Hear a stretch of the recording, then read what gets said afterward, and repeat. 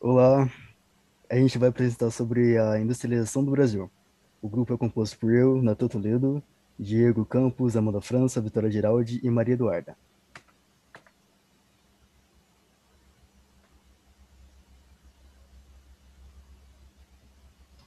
Eu vou falar um pouco sobre a situação política do Brasil no tempo de 1950 a 1954. Em 1950, Getúlio Vargas, ele volta ao poder com o Partido Trabalhista Brasileiro e ele se elege com 48,7% dos votos. Ele derrota Eduardo Gomes. E ele começa a controlar a economia, promove indústrias nacionais, restringe a saída e a entrada de capital estrangeiro e aumenta o salário mínimo.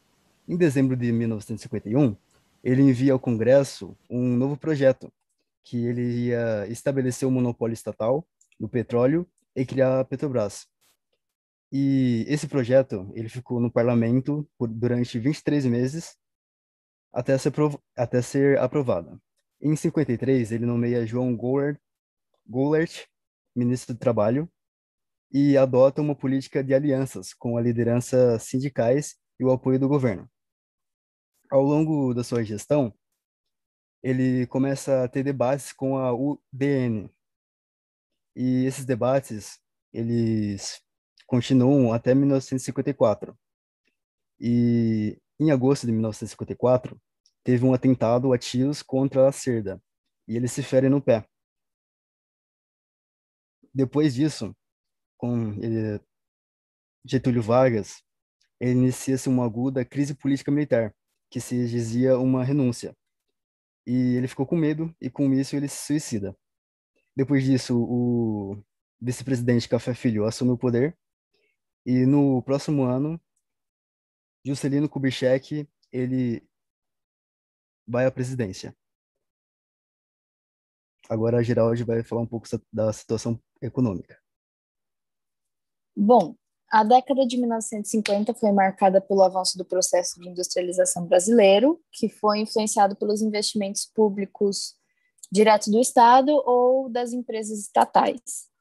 O segundo governo de Vargas propunha avançar na montagem de infraestrutura para o desenvolvimento econômico e possibilitava a integração da indústria pesada de bens de capital e de insumos e aplicava capitais públicos nos empreendimentos estratégicos como o petróleo, a eletricidade e a siderúrgica.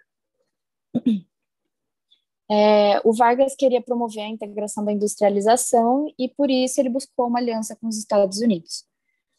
O projeto foi levado a cabo, como era a prática getulista, por dois caminhos: a assessoria econômica e o Ministério da Fazenda. A primeira, com orientação nacionalista, formulou os projetos de criação da Petrobras e da Eletrobras.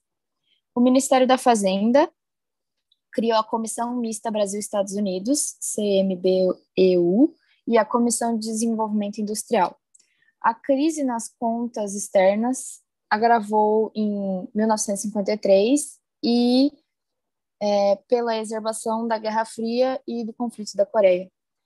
Cônscio do problema cambial declarou que a industrialização era devoradora de divisas, e respondeu ao quadro de crise com a Instrução 70 da SUMOC, em outubro de 1953, que criava taxas múltiplas de câmbio e os leilões de câmbio para substituir o controle direto de importações.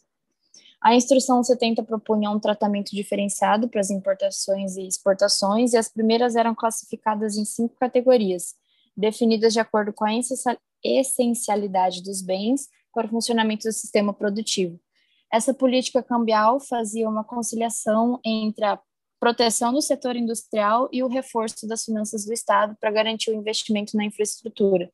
Mas agravou a situação externa, a escassez de energia elétrica nos estados de São Paulo, Minas, Rio de Janeiro e Distrito Federal, amplificaram a crise econômica e culminaram no suicídio do Vargas, em 1954. Bom, eu vou falar sobre a situação social. Na campanha de Vargas, ele sempre defendeu uma política de bem-estar social, com a ampliação dos benefícios para os trabalhadores e defendeu a priorização da industrialização para promover o desenvolvimento econômico do Brasil. A tensão social foi algo que marcou muito o governo de Vargas. Foi influenciada pela crise política e pelos ataques que Vargas sofria, mas o motivo maior foi o salário mínimo. Não era reajustado no país desde 1943. E quanto mais a inflação crescia, mais o custo de vida aumentava. No Rio de Janeiro, por exemplo, aumentou em média de 21% no ano de 1952. Um aumento salarial havia sido determinado no final de 1951, mas não foi suficiente para aplacar a insatisfação da população. Como os sindicatos nesse governo foram reorganizados, a mobilização dos trabalhadores foi certa, e assim manifestações exigindo melhorias salariais começaram a acontecer no país. O auge da tensão social foi em 1953. Dois grandes momentos foi a Marcha das Panelas Vazias e a greve dos 300 mil. Com essas mobilizações, deixou claro para Vargas que ele estava perdendo o apoio dos trabalhadores operários. Para impedir que isso acontecesse, Vargas ousou e nomeou João Goulart, figura que tinha boa relação com os sindicatos, para o ministro do Trabalho.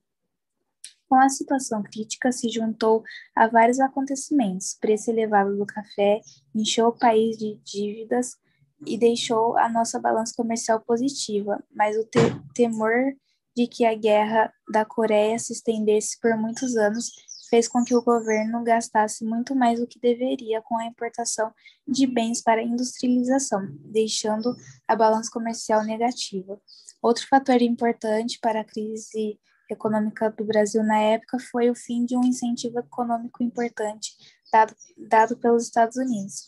Isso aconteceu porque houve uma mudança de interesse no governo americano. Primeiro, o início da Guerra da Coreia fez com que o país realocasse recursos investidos no Brasil para impedir o avanço do comunismo na Ásia. Além disso, o novo governo do presidente, por questões ideológicas, não achava viável realizar investimentos econômicos em países da América Latina como o Brasil. Agora é a Amanda. Na década de 1950, iniciou-se uma nova forma de industrialização, que se prolongou atual.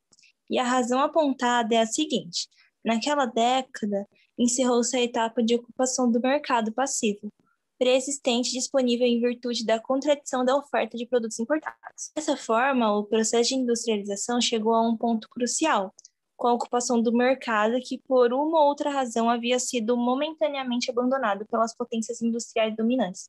De fato, a continuidade da industrialização passou a depender de um mercado dotado de dinamismo próprio, portanto, autônomo. Agora eu vou incluir também a presença norte-americana. No início da década de 1950, embora as opções fossem claras, a definição em torno da industrialização que capturou estatal ainda não era evidente, mas a presença norte-americana já era visível na nossa economia.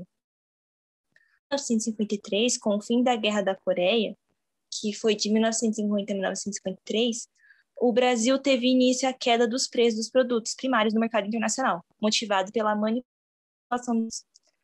A dificuldade de obter divisa com as importações provocou uma crise financeira, de modo que os recursos para empréstimos no exterior se tornou inevitável.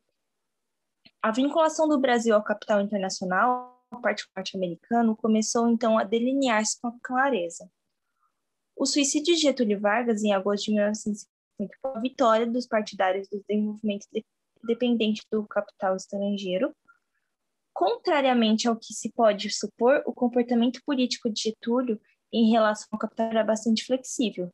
Em nenhum momento se destacou por completo a sua economia brasileira. Getúlio só não concordava com o alinhamento completo dos Estados Unidos. Na verdade, ele recusava-se a atuar como peça subordinária ao capital estrangeiro. Vamos falar sobre a região Sudeste. Bom, algumas características básicas da região Sudeste. Ela tem como população 8,3 milhões de habitantes, ou seja, 87 habitantes por quilômetro quadrado. E ela é a região mais populosa do país. Ela tem destaque por causa da importância industrial e econômica. Então, vamos agora falar sobre o desenvolvimento. Ela se desenvolveu a partir do século XX, após o declínio do café. E essa crise de 29 fez com que as pessoas vendessem as fazendas e investissem em produtos, ou seja, no setor têxtil, na alimentação, bens de consumo, sabão e velas. A gente pode falar sobre algumas indústrias que foram criadas após essa crise, como por exemplo a CSN, a Vale do Rio Doce e a Petrobras. É importante destacar que a Petrobras ela foi criada em 53, mas só começou a funcionar em 54. E um dos marcos da história do Brasil foi a descoberta da camada do pré-sal, em Santa Catarina e no Espírito Santo. Então isso colocou a Petrobras em lugar de destaque na imprensa internacional. A gente pode também falar que das extrações de minérios, como por exemplo a extração de ferro, manganês, bauxita e ouro. Então, o lugar onde extrai esses minérios ficou conhecido como quadrilátero ferrífero. Então, nesse momento, ocorreu a construção de várias usinas elétricas nesse lugar, o que impulsionou ainda mais. E um fato importante que ser destacado é que havia um crescimento da demanda de energia. Então, para abastecer ou suprir essas necessidades desse setor produtivo, foram feitos ainda mais investimentos no setor de energia nesta região. Isso foi o nosso trabalho sobre a industrialização do Brasil na época de 1950 até 1954. E é isso.